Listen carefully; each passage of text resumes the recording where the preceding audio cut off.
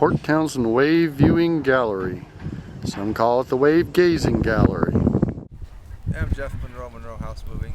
Today we slid the wave gazing deck, I guess, over the water, back in place. Ready to go. About a 7-foot move. Yeah, 70 feet. Yeah, about 20 ton, I think.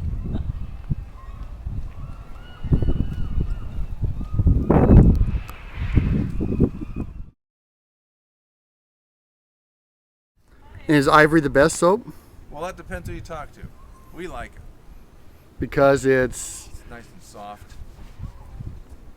But if you get hard ivory soap, it's no good. It acts like glue. It has to be in the plastic wrapper and it can't sit out. You have to have it fresh out of the package. Once it sits in the truck for a few days or a week, it's over. It dries out. And so then you take the soap and put it on the beams. Rub it on the beams, dry beams. Rub it on the plate, and then put some WD-40 on it. Put it on there, and it's ready to go. And the WD-40 makes it a little bit slicker. Yeah, it's just a little lubricant. Yeah. You don't need it, but we just put it on there to help.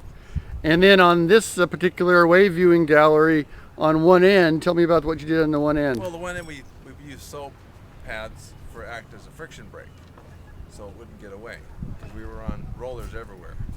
So we didn't want to be all on rollers on the whole thing, so we just used the soap pads as a brake.